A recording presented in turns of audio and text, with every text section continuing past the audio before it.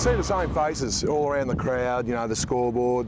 Obviously the animal enclosure here was infamous for all the right reasons. So I just remember the crowd. There was not enough room for a healthy sardine. There was 40,000 here, and I think it was Vidovic down to Harvey to Winmar, and a searing left foot onto Plugger's ample chest down opposite the South Road end, and just went back and kicked it. And I think he ended up kicking 10 or 12 that day. So there's some great memories there.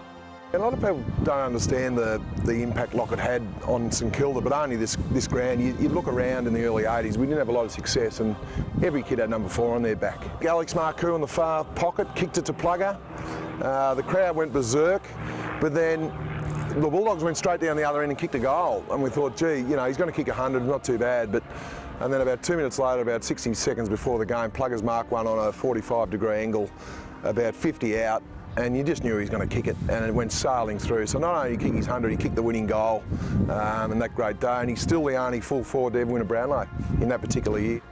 It was a great meeting place, let's say. A lot of players ended up marrying the girls that they met up there, and you know, the great late Trevor Barker was famous for that, and Robbo and his blonde hair. But yeah, all the Bayside people used to come there on a Saturday night. They were a great time.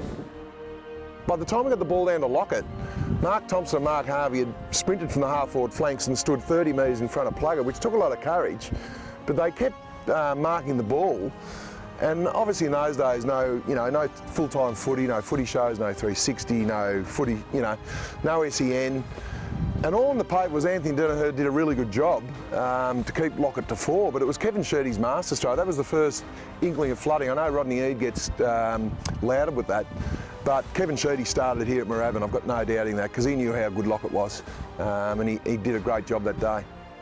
We didn't have much skill, so we used to water the ground.